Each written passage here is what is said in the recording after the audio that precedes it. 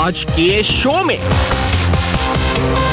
Punjab police की मुबैना शराब फरोशी ने गुड गवर्नेंस का भांडा फोड़ दिया।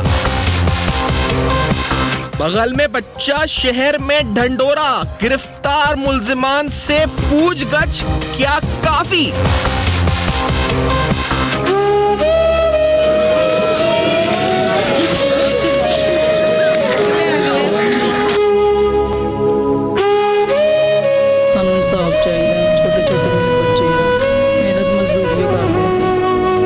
शराब पुलिस की मिली भगत से फरोख्त, इल्जाम की असल हकीकत क्या। पंजाब अजला में बाकायदा जहरीली शराब की भट्टियां नस्ब, सदेबाब क्या। लाहौर के होटलों में बिना परमिट शराब फरोख्त, माफिया कितनी ताकतवर। अस्सलाम वालेकुम। बस पर्दा हकायक सनसनीखेज इंकशाफात प्रोग्राम बेनकाब में हूँ आपके साथ सैफान खान। मामला है ये टॉक्सिक लिक्वर का, यानी शराब, जहरीली शराब का। पाकिस्तान में पहली बार नहीं, और ये वाकयात पे दर पे होते रहते हैं। सिर्फ 2016 में तकरीबन 4 बड़े वाकयात हुए जिसके अंदर 107 अफराद अपनी जानों से गए। टंडू मोहम्मद खान सूबे सिंध में वाकया हुआ, उसके बाद झेलम में एक वाकया हुआ, लाहौर के इलाके यूहानाबाद में एक वाकया हुआ। और इन तमाम हलाकतों को, और आज अब जो टोबाटेक सिंह का इलाका जहाँ पर ये तमाम वाकयात हमने देखे, उसकी हलाकतों की तादाद कहा जा रहा है कि अब तकरीबन 47 तक पहुंचने पर आ रही है। गिरफ्तार मुल्जिमान को 10 रोजा जिस्मानी रिमांड पर पुलिस के हवाले कहा जा रहा है, कर दिया गया है। इसके साथ साथ ये भी कहा गया जी कि इस वाकये का मुकदमा जहर कूदने की दफात के तहत दर्ज करने का फैसला किया गया। शराब पुलिस के ताउन से फरोख्त होती है, ये जराए बार बार कोट कर रहे हैं। कुछ डॉक्यूमेंट्स हमारे पास भी हैं जिनसे हम कोशिश करेंगे हकायक तक पहुंचने की। एक FIR मैं आपको पहले दिखाता चलूं प्रोग्राम में, ये बड़ी इंपॉर्टेंट FIR है। रिसेंटली लाहौर में शफीकाबाद थाने में ये FIR दर्ज हुई और 30,000 लीटर टैंकर, एक टैंकर पकड़ा गया 30,000 लीटर का, जिसके अंदर ऐसी शराब थी जो कि परमिट के बगैर लाहौर शहर में दाखिल हुई थी, जिसको शफीकाबाद थाने की पुलिस ने गिरफ्तार किया। टैंकर जो टैंकर ड्राइव कर रहा था उसने कहा जी कि मुझे सिर्फ ये टैंकर दिया गया था, कहा गया था कि टैंकर ले जाकर मैं वहां फला जगह पहुंच जाऊं, वहां टैंकर खड़ा कर दूं, वहां एक फोन आएगा, फिर वहां से कोई आएगा, वो टैंकर लेके जाएगा। तो इस सिलसिले में ये FIR दर्ज की गई। लेकिन सवाल यहां पर यह है कि विदाउट परमिट एक्साइज डिपार्टमेंट के होते हुए जब 1 लीटर शराब नहीं निकल सकती, तो विदाउट परमिट 30,000 लीटर शराब टैंकर के अंदर किस तरह लाहौर शहर में गई, और इस तरह के कितने और टैंकर्स जो मौजूद हैं जो मुख्तलिफ गोदामों में इस तरह की शराब को सप्लाई करते हैं, ये बड़ा इंपॉर्टेंट सवाल है। इस सिलसिले में पंजाब हुकूमत का किरदार क्या है, रोकथाम के लिए काविशें क्या हैं, क्या हो सकती हैं, और क्या इस तरह के पैदर पे वाकयात क्रिसमस, होली या दीगर वाकयात जो है इवेंट्स होते रहेंगे और ये वाकयात होते रहेंगे और कोई रोकथाम इसकी नहीं होगी। पंजाब हुकूमत की कारकर्दगी पर भी बड़ा सवाल है। मेरे साथ प्रोग्राम में मौजूद है नसरुल्लाह मलिक साहब, सीनियर सहाफ़ी, इस्लामाबाद से मुझे ज्वाइन कर रहे हैं। नसरुल्लाह मलिक साहब, बहुत बहुत शुक्रिया आपने प्रोग्राम में ज्वाइन किया। फयाजुल चौहान साहब, पाकिस्तान तहरीक इंसाफ के सीनियर रहनुमा, फरजाना बरजाना बारी साहबा, इंसानी हुकूक की रहनुमा है, हमें समाजी कारकुन है, हमारे साथ मौजूद हैं। बहुत शुक्रिया तीनों हज़रात का। फयाज चौहान साहब, आपसे स्टार्ट करते हुए, सिर्फ ये एक FIR है, इस तरह की और बहुत सी FIR होंगी, और एक टैंकर है जो पकड़ा गया, इस तरह के शायद और बहुत से टैंकर होंगे। 30,000 लीटर कहा गया, इसमें विदाउट परमिट शराब आई। सर, एक्साइज डिपार्टमेंट के 2 अफसरान कहा जाता है कि उनकी ड्यूटी ये होती है कि वो हर गोदाम पर देखते रहें कोई ऐसा इलीगल काम तो नहीं हो रहा। ये 30,000 लीटर शराब कैसे लाहौर शहर में दाखिल हो गई सर? क्या एक्साइज डिपार्टमेंट सो रहा था, पंजाब पुलिस सो रही थी? प्रिकॉशनरी मेजर्स क्या हो रहे हैं, लोग हलाक हो रहे हैं? चौहान साहब, आपकी नजर में। बिस्मिल्लाहिर्रहमानिर्रहीम। सिफान खान, मैं आपको एक रिपोर्ट देता हूँ कि पंजाब में अमन व अमान के हवाले से खुफिया अदारों ने एक रिपोर्ट बनाई, और वो रिपोर्ट जो है वो सिक्योरिटी अदारों से लेके आला अहकाम तक उन्होंने पहुँचाई। वो 157 सफ़ात की जो है वो रिपोर्ट है। उस रिपोर्ट के अंदर वाज़े तौर पर लिखा है कि पंजाब के अंदर गुज़श्ता कई माह से 110% जुराइम में इजाफा हुआ। और सबसे इंपॉर्टेंट चीज़ जो आपने सवाल पूछा उससे मुतल्लिक़ है, उसमें लिखा है कि आपके जो इंतज़ामिया और पुलिस के अफसरान हैं उनको सियासी पुष्पनाही हासिल है, और वो जो पुलिस अफसरान और इंतज़ामिया के अफसरान हैं वो इश्तिहारियों को और जराइम पेशा लोगों को जो है वो पुष्पनाही करते हैं। अब आप मुझे ये बताएं कि जब ऊपर से वज़ीर आला, खादम आला, कातिल आला और वज़ीर कानून, सुबहान अल्लाह, वो इस जना पंजाब के अंदर कि जिसने खुद जो है वो अपना डेरा जो है वो महकमा अनहार की ज़मीन के ऊपर इल्लीगली सारी कानून के सीने पे मूंग दलते हुए जाओ बनाया हुआ है, जब वो लोग सारे नवीद कमांडो और जनाब फलां किस्म के इश्तिहारियों को सपोर्ट करेंगे तो फिर पंजाब के अंदर यही हालात होंगे जो आपके सामने हैं। और फिर एक बड़ी दिलचस्प बात मैं आपके सामने रखूंगा, आपके हर इस किस्म के इवेंट के बाद खात्मे आला साहब आ जाते हैं और उंगली खड़ी करके वो रोना रोते हैं सिस्टम का कि आईओ जहां वो उसने जुर्म कर दिया, SHO ने जुर्म कर दिया, कितनी बुरी बात है, इंतजामिया को शर्म आनी चाहिए, इंतजामिया को अकल आनी चाहिए। मुझे वो कहावत और वो हकायत याद आ जाती है कि एक शहजादा था, उसकी पैदाइश जो है वो जनान खाने में हुई, पैदाइश के बाद उसकी परवरिश भी जनान खाने में हुई, परवरिश के बाद 18 साल उसकी उम्र हुई, लेकिन वो जनान खाने में ही पला बड़ा। एक दिन जनान खाने में सांप आ गया, सांप आया तो जितनी शहजादियां थी, जितनी कनीजें थी, जितनी मलकाएं थी, सब ने चीखना चिल्लाना शुरू कर दिया कि किसी मर्द को बुलाओ, किसी मर्द को बुलाओ, किसी मर्द को बुलाओ। तो वो शहजादा भी साथ चीखना शुरू हो गया, किसी मर्द को बुलाओ, किसी मर्द को बुलाओ, किसी मर्द को बुलाओ। ये शहबाज शरीफ साहब की मिसाल भी बिल्कुल वही है कि पंजाब के अंदर जब भी कोई जुर्म होता है, कोई ब्लंडर होता है, कोई प्लंडर होता है, ये सिस्टम का रोना शुरू हो जाते हैं। ओ भाई जी, सिस्टम तो 40 साल से आपके हाथ में है, इक्तदार तो 40 साल से आपके हाथ में है, वजारतें तो आपके हाथ में है, पुलिस और इंतजामिया तो आपके। नसरुल्लाह मलिक साहब, ये मुझे बताइएगा, आप भी, आपकी नजर में ये जो वाकया टोबा डिस्ट्रिक्ट में हुआ है, इस तरह के वाकयात पहले भी हुए हैं, पंजाब में भी हुए हैं, सिंध में भी हुए हैं, सर क्या इसमें इंतजामिया को मिलाए बगैर इस तरह से इतने बड़े पैमाने पर यह जुर्म हो सकता था? और जिस तरह ये मामला पकड़े जाते हैं उसके बावजूद कुछ होता नहीं है, एक्साइज वाले क्या कर रहे हैं कुछ नहीं पता। नसरुल्लाह मलिक साहब, क्या इंतजामिया मुलव्वस है बराबर की इसमें? बिस्मिल्लाहिर्रहमानिर्रहीम। देखिए सिफान, बुनियादी तौर पे इस किस्म के वाक़यात जो हैं वो दो अतराफ से उनके ऊपर जिम्मेदारी आयद की जाती है। एक तो ये है कि जो लोग आपने देखा ख़ास तौर पे क्रिश्चियन आबादी होती है, गरीब आबादी होती है, उनके अंदर लोग आज खुद इस किस्म के कारोबार में मुलवस होते हैं कि अपने घरों के अंदर वो जैली किस्म की ऐसी शराब बनाना शुरू करते हैं, अद्वियात का इस्तेमाल करते हैं, तो उसके नतीजे में इस किस्म के वाक़यात रूनुमा होते हैं। दूसरी जो बात आपने की, परमिट के बगैर शराब का मौजूद होना, या बाज़ ऐसे जगहों पे जहाँ लोग शराब का कारोबार कर रहे होते हैं लेकिन उनको ना परमिट होता है, ना उनको इसके पास कोई लाइसेंस होता है, तो वो हकीकत बात तो ये है कि पुलिस की मिली भगत के बगैर ये मुमकिन नहीं है। पुलिस को बड़ा वाज़े पता होता है कि जिन जिन एरियाज़ के अंदर शराब बेची जा रही है, एक्साइज के लोग उसमें मुलवस होते हैं, और हुकूमतों की ये कोताही रही है। और उसकी बुनियादी वजह यह है कि हम जो फयाजुल हसन चौहान साहब बात कर रहे थे, हम पुलिस रिफॉर्म्स की बार बार बात करते हैं, हम पुलिस रिफॉर्म्स करने में नाकाम रहे हैं। और सिर्फ एक सूबे की बात नहीं मैं कहता, मैं तो कहता हूँ पूरे मुल्क के अंदर। आप देखें होता क्या है, ये शराब और ये जो स्मगल होकर आती है, किन किन सूबों से गुजर के आती है, सारी सूबाई पुलिस उसमें मुलवस होती हैं। आपके अंदर जो मनशियात के गढ़ बनते जा रहे हैं, ठीक है, लाहौर के अंदर मनशियात है, दीगर अजला के अंदर मनशियात है, वो भी चलती है, किसी और सूबे से भी चलती है तो वहां पहुंचती है। KPK का सूबा जहां से ये चीजें निकलती है, पता है मनशियात बनती वहां पे बात। ठीक है, अच्छा एक ब्रेक की तरफ बढ़ूंगा, इन सूबे के अंदर पहुंचती है। एक ब्रेक की तरफ बढ़ूंगा, ब्रेक के बाद आएंगे फरजाना बारी साहबा, आपसे भी हम इस पे ओपिनियन जानेंगे कि आखिरकार उसके इंसानी जानों का है, इंसानी जानें जाया हुई हैं, हुकूमत ने फिर इकदाम उठाए, नोटिस लिए, नोटिस से क्या होगा जनाब? आखिरकार आइंदा ऐसे वाकयात को रोकने के लिए क्या इकदाम किया आपने? आफ्टर दिस ब्रेक हम जानेंगे, बेनकाब करेंगे, देखते रहेगा अब तक।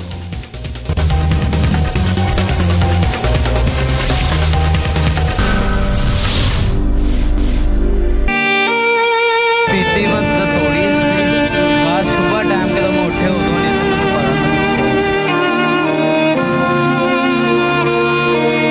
जो अब घर उजड़ गए उनमें बहुत सारे ऐसे लोग थे जो नौजवान थे।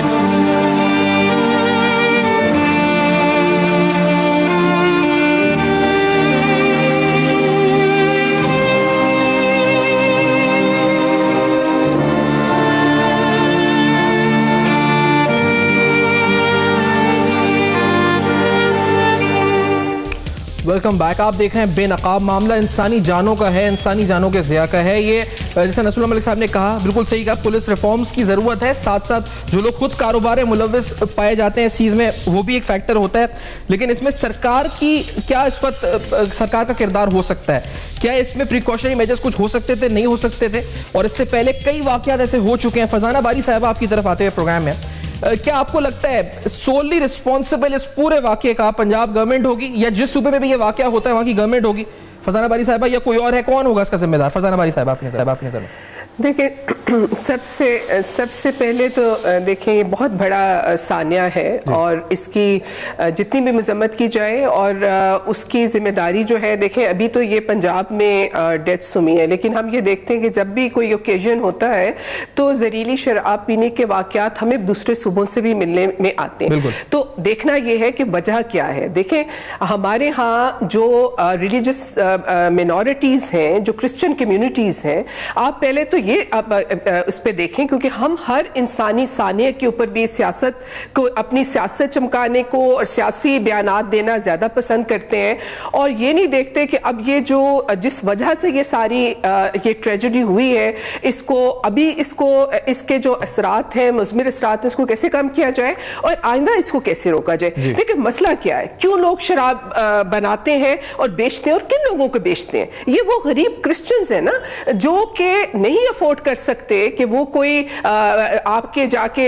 जो है वो इंपोर्टेड अल्कोहल खरीद सकें, जब उनका राइट है। अगर आप हर शहर के अंदर जहां हमारी मिनॉरिटीज हैं वहां पे लाइसेंस के साथ आप लोगों को परमिट दें और वहां सस्ती शराब लोगों को, गरीब तबके को जो कि क्रिश्चियन कम्युनिटी है, उसका एक्सेस हो, तो वो इस तरह से जाके ऐरे गैरे लोगों से इस तरह की ना जहरीली शराबें खुद बनाएं, ना कहीं से खरीदें, ना उनके साथ ये हो। तो जाहिर है कि जिम्मेदारी हमारी है। हम लोग जो एक मुसलमान माशरे के अंदर रहने वाली अपनी अक़लियतों के हकूक, जो कि उनके मजहब के अंदर उनको इजाजत है, वो समझते हैं जिस चीज की, हम उसको, क्योंकि हम उसके लिए कोई हमने बंदोबस्त नहीं किया, एक मरी बरूरी आपने बनाई हुई है और वो मैं समझती हूँ क्रिश्चियन से ज्यादा तो आपकी मुसलमान कम्युनिटी को की केटर कर रही होती है। उनके पास तो इतनी वसाइल ही नहीं होते कि वो अपने कोटा को भी खरीद सकें, उससे भी वो भी अपना कोटा बेच देते हैं। तो कहने का मकसद ये है कि देखें इसमें इशू क्या है। इसमें क्रिश्चियन, गरीब आदमी, मैं समझती हूँ कि अमीर जो क्रिश्चियन कम्युनिटी के लोग हैं वो इस तरह के हादसात का शिकार नहीं होते हैं।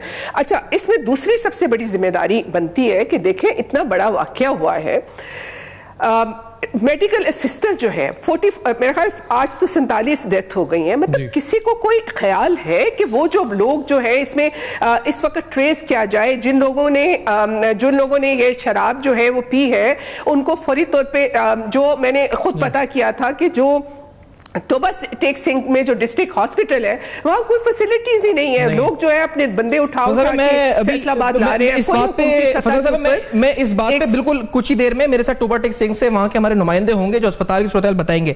लेकिन ये कितना बड़ा इस पर जुल्म है कि जब जिस तरह ये हम दिखा भी रहे हैं कि इस तरह के कंटेनर्स, टैंकर्स 30,000 लीटर इस तरह की विदाउट परमिट टॉक्सिक बाज़ाहिर इस पर जो पुलिस कहती है पकड़ी गई, और एक नहीं पता नहीं कितने ऐसे हो जो पहुंच जाते हो अपनी मंजिल तक। ये तो एक पकड़ा गया, तो वहां पर एक्साइज डिपार्टमेंट क्या करता है, गवर्नमेंट का रोल क्या बनता है, वो फिर इस तरफ कौन सही करेगा, करेक्ट करेगा इस मामले को? जी देखिए, पाकिस्तान के अंदर ये एक फैक्ट है कि हमारे यहाँ जराइम्स के जितने भी बड़े क्राइम्स हैं और ऑर्गेनाइज क्राइम है, उसके पीछे अनफॉर्चुनेटली हमारी पुलिस जो होती है वो या तो खुद उसमें मुलविस होती है या वो रिश्वत लेकर आंखें उन्होंने बंद की होती है। चाहे कसूर में बच्चों का सेक्सुअल अब्यूज़ का वाक़या हो, या कोई लैंड माफियाज हैं, या कोई पानी के चोरी करने के लोग, या जो जहां भी आप देख लें, चाहे ये आपका ड्रग माफिया है, इसके साथ हमारी आपने फॉलो किया बहुत से केसेस को, खुसूसन खवातीन के हुकूक के हवाले से भी, दीगर हवाले से भी। पंजाब में ऐसे बहुत से वाकयात हुए ज्यादती के, हमने देखा शहबाज शरीफ साहब आए, उन्होंने कहा मैं वादा करता हूं इंसाफ मिलेगा, लेकिन ट्रैक रिकॉर्ड देखते हैं, हिस्ट्री देखते हैं तो इंसाफ बज़ाहिर नहीं मिला। ये हमने देखा है। आपके नजदीक जब पंजाब में ऐसे वाकयात हुए, क्या वो मंतकी अंजाम तक पहुंचे? शहबाज शरीफ साहब ने पहुंचाए या नहीं बजाय फरजाना बारी साहब इस तरह के वाकयात को?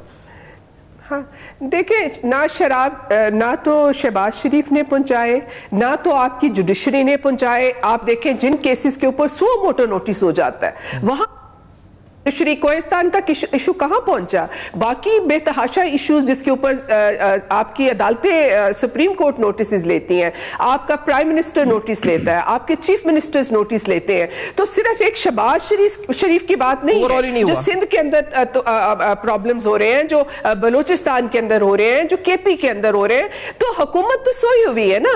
हुकूमत तो तमाम सूबाई हुकूमतों की जो है उनका यही काम है कि किसी के जाके सर पे किसी का रेप रेप हो जाता है, वो सोचते हैं अच्छा इसको 50,000 देंगे, इसके सर पे हाथ रखेंगे, हम अपनी जिम्मेदारी से जो है बरी जिम्मा हो गए। इन क्रिश्चियंस को तो वो भी देने के लिए तैयार नहीं है। भाई एक हादसा हुआ है, उसके अंदर आपका पूरी रियासती मशीनरी इन्वॉल्व है, आपकी पुलिस ने उस शराब को बेचा है, तो आप कम से कम उन खानदानों को कंपनसेट तो करें। उनको आप इनका काम है कि उनको कंपनसेट, ये तो इस वक्त उनकी कंपनसेशन की भी बात नहीं हो रही, क्योंकि बात यहाँ पे क्रिश्चियंस की है और शराब की है, लिहाजा दोनों चीजों आपकी नजर में कोई जिम्मेदारी नहीं है। साहब ये हम कह सकते हैं खुलकर यहाँ पर कि ये जो ये सारा मामला पुलिस ही शराब फरोश है पंजाब में बज़ाहिर, जो इस केस के बाद या कहीं पर भी हो रहा है, तो पुलिस की सरकारी सरपरस्ती, हुकूमत की, इंतजामिया की, उसके बगैर ये काम नहीं हो सकता। ये तो पॉइंट रेस्टर है यहाँ पे, इस पे कोई और बहस नहीं। जी नसरुल मलिक साहब, देखिए मैं समझता हूं कि पुलिस की ये नाकस कारकर्दगी ही है कि जिसकी वजह से इस किस्म के वाकयात रूनुमा होते हैं। अगर आपकी पुलिस बेहतर जो है वो डिलीवर करना शुरू कर दे तो इस किस्म के वाकयात की रोकथाम हो सकती है। क्या पुलिस को नहीं पता होता, एक SHO को नहीं पता होता कि उसके इलाके के अंदर कहाँ पे शराब बिकती है, कहाँ पे जैली किस्म की शराब बनाई जा रही है? उनको ये सारी आगाही होती है। लेकिन जैसा कि फरजाना बात कर रही थी, बड़ी अहम बात है कि या पुलिस पैसे लेके वहां से बिल्कुल अपनी आंखें बंद कर लेती है, या पुलिस की सरपरस्ती में ये चीजें हो रही होती हैं। उसकी बुनियादी वजह ये देखिए, हुकूमतों की बात हो रही है। हुकूमत ये समझती है कि उसने सारे वो काम करने हैं कि जिसकी वजह से उसकी पब्लिक परसेप्शन बनी रहे और वो आने वाले इंतखाबात में अपने लिए वोट समेट सके। इसके अलावा पाकिस्तान में हुकूमतों का और कोई तरीकाकार नहीं होता, वो सिर्फ अपने सर्वाइवल की जंग लड़ रही होते हैं कि किसी तरीके से लोगों को ये बावर कराने में कामयाब हो जाए कि वो आवाम के बड़े। मैं एक चीज पूछना चाहूंगा यहाँ पे, सूबे सिंध में हम हैं, यहाँ पर तो कहा जाता है कि पुलिस पॉलिटिसाइज हो चुकी है, सिंध हुकूमत अपनी मर्जी से पुलिस ट्रांसफर करती है, IG का केस हमने देखा है। सर पंजाब के अंदर ये तासुर शायद पहले इतना नहीं था जितना सिंध के ऊपर था, या रेंजर्स के इख्तियारात पर भी यही बहस थी कि रेंजर्स को इसलिए लाया गया क्योंकि पुलिस सियासी हो चुकी है। सर पंजाब में क्राइम रेट बढ़ चुका है, पंजाब के अंदर रिसेंटली हमने देखा कि स्ट्रीट क्राइम्स में इजाफा हुआ, किस्मत बेग मर्डर केस, दीगर मर्डर केसेस, शहबाज शरीफ साहब ने नोटिस लिए, नोटिस के बावजूद भी कुछ नहीं हो रहा। नसरुल मलिक साहब, आखिर पंजाब का लॉ एंड ऑर्डर किधर जा रहा है? देखिए अगर हम पंजाब को कंपेयर करें दीगर सूबों के साथ, अगर हम सिंध की चले बात करते हैं तो शायद शहबाज शरीफ का क्लेम कहीं हमें नजर आता हो कि चले वहां से कोई बेहतरी हुई है, लेकिन जो बार बार वो बात, इस बात को खुद शहबाज शरीफ सब तस्लीम कर चुके हैं कि जो पुलिस रिफॉर्म्स का उन्होंने एजेंडा तय किया था उस पर अमल दरामद नहीं हो सका। खुद उन्होंने इस बात को माना कि जो निचले दर्जे पे करप्शन थी उसमें कमी नहीं लाई जा सकी। तो उसकी बुनियादी वजह यही थी कि पुलिस को आपने डीपोलिटिसाइज उस अंदाज से नहीं किया जिस अंदाज से किया जाना चाहिए था। ठीक है उन्होंने DPOs लगाए, इस बात पर ओपन किया कि DPOs जो है वो मेरिट पे लगाए जाएंगे, लेकिन SHO की सतह पे, DSP की सतह पे आज भी पॉलिटिकल मुदाखलत पंजाब के अंदर मौजूद है, जिसकी वजह से इस किस्म की खराबी होती है। देखिए आप कोई टेन्योर मुकर्रर नहीं कर सके पंजाब के अंदर पुलिस अफसर का कि SHO रहेगा वो 3 साल के लिए रहेगा या 2 साल के लिए रहेगा या 1 साल, उसे कोई पता नहीं होता। उसे 1 घंटे पर हटाया जा सकता है, उसे 2 साल के लिए रखा जा सकता है। और इस किस्म के पुलिस अफसरान आज भी पंजाब में लगे हुए हैं जिनके खिलाफ शिकायत के अंबार हैं, जिनके खिलाफ इंक्वायरियां चल रही हैं, जिनके खिलाफ डिसिप्लिनरी एक्शन हो चुके हैं, वो भी आज अपनी पोस्टों पर विराजमान है। तो मैं समझता हूं ये एक बड़ा अहम सवाल है पंजाब की हुकूमत के लिए। अभी आपने चौहान साहब ने एक रिपोर्ट का जिक्र किया था, चौहान साहब अभी एक रिपोर्ट का जिक्र कर रहे थे, कुछ दिन पहले वो रिपोर्ट एक कोर्ट में पेश हुई थी, लाहौर हाई कोर्ट में। काउंटर टेररिज्म डिपार्टमेंट ने कहा था 1000 दहशतगर्द वांटेड टेररिस्ट मफरूर घूम रहे हैं इस पर, जो गिरफ्तार नहीं हुए। चौहान साहब इसी रिपोर्ट का हवाला आप दे रहे थे या किसी और रिपोर्ट का दहशतगर्दों के हवाले से? देखिए बुनियादी तौर पे जो रिपोर्ट टेररिज्म के हवाले से पेश की जाती है उसमें 4th शेड्यूल के लोग भी शामिल हैं और उसमें वो लोग भी शामिल हैं जो करदम तंजीमों से वाबस्ता हैं, उनकी गिरफ्तारियां अभी तक नहीं हो सकी हैं। और ये रिपोर्ट पेश करके पुलिस अपनी जान छुड़ा लेती है, वो समझती है कि ये टेररिज्म के खिलाफ हम एक्शन ले रहे हैं, लेकिन बहुत से ऐसे लोग जिनको अब भी पुलिस की तरफ से रिलैक्स किया जाता है और वो आजादाना घूम रहे होते हैं। उसकी बुनियादी वजह यह है कि आप हुकूमती सतह पे कोई वाज़ेह नहीं कर सके कि आपने किस सिमत में आगे बढ़ना है। आपने देखा आपने ATB बनाई, आपने KTB बनाई और ऐसी लिस्टें बनाने के बावजूद जो कल रियासत के साथ लोग थे आज रियासत के खिलाफ नजर आते हैं। ठीक है, मुझे एक ब्रेक की तरफ बढ़ना है। चौहान साहब से भी हम पूछेंगे ब्रेक के बाद और फैसल भाई साहब से भी, और ये आपको बताएंगे कि वहाँ अस्पताल में सहूलियात हुकूमत पंजाब जो इस पर अस्पताल है टोबा टेक सिंह में मेन, जहां पर ये सारे मरीज गए हैं, वहां सहूलियात का कितना फुकदान है और क्यों है, ये जानेंगे, बेनकाब करेंगे after this very short break. देखते रहिएगा अब तक।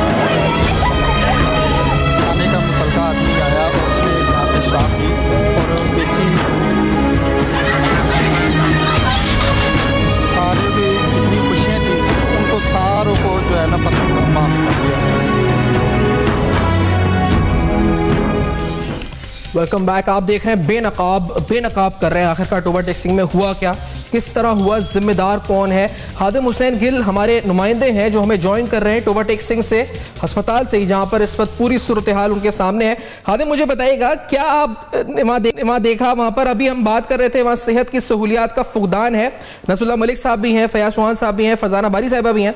वहां पर क्या सूरत हाल है, क्या और क्या फुकदान वाकई में है सेहत की सूरत हाल का?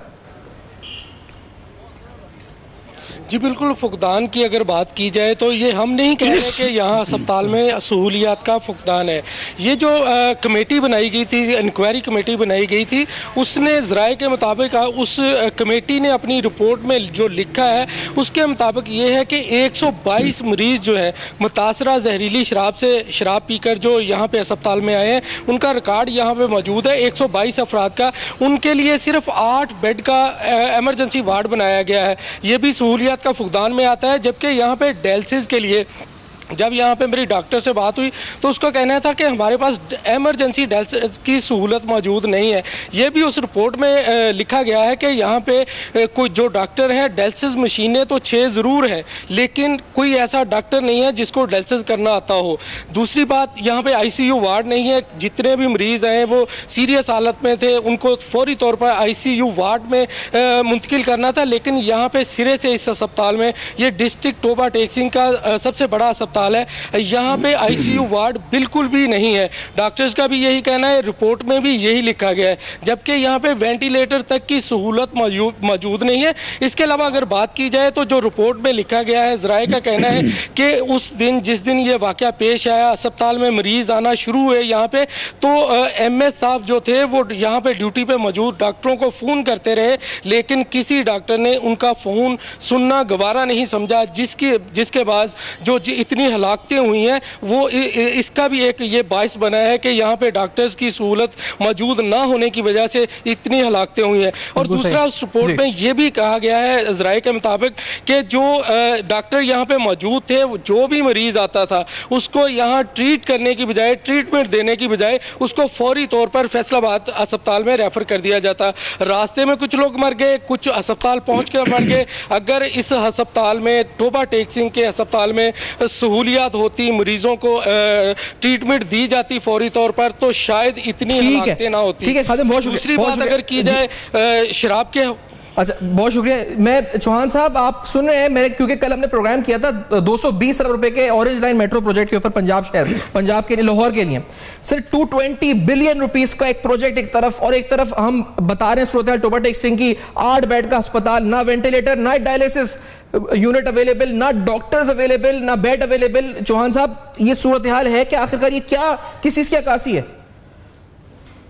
देखो सिफान, पहली बात तो यह है कि शराब का इशू जो है वो ना क्रिश्चियंस का है, ना मुसलमानों का है, ना हिंदुओं का है, ये सबका मुश्तरका है। एक बात तो ये क्लियर कर दे, इसके अंदर कोई मज़हब की तफरीक नहीं है। दूसरी चीज़ ये है कि शराब जो है वो हर मज़हब के अंदर हराम है। मैं हैरान हूँ कि मोहतरमा ने जो है वो जो सजेशन दी है कि जहरीली शराब से बचने के लिए उनको अच्छी और आला अरफा किस्म की शराब देना शुरू कर दें, मैं ये समझता हूँ कि ये कोई जनाब जैसे कहते हैं ना कि किसी मंतक वाली बात नहीं है। ये ईसाइयत के अंदर भी जो है वो शराब हराम है। तीसरी चीज़ बात यह है कि आपकी कानून की अमलदारी, KPK के अंदर पिछले 3.5 सालों में 2 बड़े वाकयात इंसानी हकूक के हवाले से सबसे इंपॉर्टेंट आए। एक शीमेल का मर्डर पेशावर में, एक मानसरा में बच्ची के साथ रेप। आपकी इत्तला के लिए अर्ज है कि दोनों के हवाले से 3 दिन के अंदर जो है वो मुजरिमों को पकड़ा गया और उनको फौरन प्रोसिक्यूशन करके पुलिस की मदद से और अदालत से जो है वो आपकी 3 महीने के अंदर सजा हुई और आज वो अपनी सजा भुगत रहे हैं, वो जेलों में हैं, वो निशान इबरत हैं। लेकिन पंजाब के अंदर पिछले 8 सालों में BCO नहीं, आपको सैकड़ों वाकयात मिलेंगे, लड़कों लड़कियों से रैप, बच्चों से रेप और जनाब आपके मुख्तलिफ किस्म की इंसानी हकूक के। लेकिन मुझे एक मिसाल दे दें कि किसी को सजा हुई हो, किसी को निशान इबरत बनाया हो। चौथी चीज देखें, आपके अभी नुमाइंदे ने यह बात कही कि अस्पताल के अंदर आपका ICU का वहां सेटअप नहीं है, अस्पताल के अंदर आपके जनाब बेड्स की कमी है। मुझे यह चीज बताएं कि 40 साल से जो हुक्मरान है, मैंने शुरू में आपको वो शहजादे की मिसाल दी थी ना, वो बड़ी फिट है इसके ऊपर कि ये भी कहते हैं मर्द को बुलाओ, मर्द को बुलाओ, मर्द को बुलाओ। और भाई तुम रोना सिस्टम का रोते हो। खादमे आला साहब, शहबाज शरीफ साहब, 40 सालों में आपने क्या सीखा? तालीम और सेहत के हवाले से आप तक टका आना जो है वो पंजाब के अंदर लगाने के रवादार नहीं है। आप सिर्फ उस प्रोजेक्ट पे लगाते हैं जहां पे किकबैक्स, कमीशन और रिश्वत और हरामखोरी ज्यादा हो, जहां पे सीमेंट हो, सरिया हो, रेत हो, बजरी हो। तो ये मैं ये समझता हूं कि ये हमारा रोना है, हमारी बदकिस्मती है कि हमारे ऊपर ऐसे हुक्मरान मुसल्लत हैं कि जो तालीम और सेहत को और इंसानियत को जो है वो प्रेफर नहीं करते, वो सिर्फ और सिर्फ जो है वो सड़कों को और पुलों को जो तामीर करके वो खरबों। अच्छा चौहान साहब, आपने कुछ केसेस की बात की है, चौहान साहब आपने बात की है कि इससे पहले केसेस में कुछ नहीं हुआ, तो इस केस में कुछ गिरफ्तारियां हुई हैं, पुलिस ने कहा हमने इससे पहले भी क्रैकडाउन किए हैं और इस केस के बाद कुछ गिरफ्तारियां की हैं। आपको लगता है इस केस के अंदर, ये जो केस है टोबा टेक सिंह का, इसके अंदर जो लोग मुलव्विस हैं वो गिरफ्तार होंगे? बज़ाहिरन हो जाती है। मैं आपको जो है वो मुजफ्फरगढ़ की, मैं आपको गुजर खान की, मैं आपको ओकाड़ा की कई ऐसी मिसालें पिछले 8 साल में रेप की दूंगा कि बज़ाहिरन तो गिरफ्तार आके खादमे आला साहब कैमरों के सामने करवा देते हैं, उंगली जनाब के इशारे से 2-3 मुअत्तल भी कर देते हैं, लेकिन ये हिस्ट्री है। और रेकेट बात कर रहा हूं कि फिर वही एसपी, वही एसएचओ, वही पुलिस के अफसरान जो है ना, वो किसी ना किसी एमएनए एमपीए सेंटर की सिफारिश से नून लीग के वो दोबारा बहाल भी होते हैं, वही मुजरिम भी जो है वो दोबारा जो है वो दंदनाते हुए जो है वो सड़कों और गलियों में फिरते हैं। ये आपकी पंजाब के अंदर नाम नेहाद गुड गवर्नेंस का जो ड्रामा है वो सारों के सामने बेनकाब है आपके प्रोग्राम के नाम की तरह, लेकिन बदकिस्मती से खरबों पे लगा के वो पब्लिसिटी की जाती है कि जनाब खादमे आला साहब सुपरमैन है, टॉर्जन है, रुस्तम खान है, $6 बिलियन मैन है, हालांकि हकीकत में जीरो माइनस में है जना ये नाम नेहाद खादमे आला। अच्छा, ये नसरुल्लाह मलिक साहब, आपने सुना खादिम हुसैन गिल को, आपने भी अस्पताल में कोई सहूलियत ही नहीं है नसरुल्लाह मलिक साहब। आखिरकार ये क्या हम ऑरेंज मेट्रो 220 अरब रुपए की सुन रहे हैं, क्या क्या सुन रहे हैं? पंजाब में अस्पताल में बेड नहीं है, डॉक्टर नहीं है, डायलिसिस नहीं है, आईसीयू नहीं है, वेंटिलेटर नहीं, हो क्या रहा है आखिरकार? लोग किसी भी हादसा खुदा ना खास्ता हो जाए तो ये तो मेडिकल सहूलत ही नहीं है, सेहत ही नहीं है वहां पे, सेहत की सहूलियात। देखिए सिफान, मैं समझता हूँ हमारी तरजीहात का मसला है। हमारी तरजीहात शायद हॉस्पिटल कभी रहे नहीं हैं पूरे मुल्क के अंदर, हमारी तरजीह कभी एजुकेशन रही नहीं है, जिसकी वजह से आपको इस किस्म के वाक़यात नज़र आते हैं। और ख़ासतौर पर आप दूर दराज के इलाकों में चले जाएँ, वहाँ तिब्बी सहूलतें ना होने के बराबर हैं। लेकिन मैं समझता हूँ कि हुकूमत का मातम करने के साथ साथ हमें सोसाइटी का मातम भी करना चाहिए। अभी आपके नुमाइंदे बता रहे थे कि वहाँ डायलिसिस की मशीनें मौजूद हैं, लेकिन डायलिसिस किसी को करना नहीं आता। और हमने खुद इस बात की प्रैक्टिस की है, जाके देखा है खुद नीचे इजला के अंदर कि वहां पे पोस्टें मौजूद हैं, डॉक्टर्स को वहां भेजा जाता है, लेकिन डॉक्टर्स निचले अजला में दूर दराज के इलाकों में जाने को तैयार नहीं है। इस मुल्क के अंदर हर एक माफिया बन चुका है, डॉक्टर्स का एक अपना माफिया है, मीडिया का अपना माफिया है, सियासतदान एक अलग माफिया है, एस्टेब्लिशमेंट एक अलग माफिया है। तो हम सारे माफियाज के हाथों में बेचारे गरीब अवाम पिस रहे हैं। अब जो डॉक्टर्स की तंजीमें हैं वो एहतजाज करना शुरू कर देती है अगर उनकी कहीं ट्रांसफर पोस्टिंग होती है। तो मैं समझता हूं कि हुकूमत के मातम के साथ साथ हमें सोसाइटी की बेहिसी का भी जायजा लेना चाहिए कि जहां चले कुछ किस्म की सहूलियात जो मौजूद है, अगर कहीं हॉस्पिटल मौजूद है, डॉक्टर्स को बुलाते रहे, आपके नुमाइंदे कह रहे थे, लेकिन डॉक्टर ने फोन सुनना गवारा नहीं किया। अब उस डॉक्टर को वहां से हटाया जाएगा, वो किसी लोकल एमपी को लेके आ जाएंगे, एमएनए को लेके आ जाएंगे, या डॉक्टर्स की तंजीम आ जाएगी, हुकूमत के ऊपर दबाव डालेगी, हुकूमत को दोबारा उसको बहाल भी करना पड़ेगा, लगाना भी पड़ेगा। मैं फयाज साहब की इस बात से इत्तेफाक करता हूं, लेकिन ये कौन लोग हैं?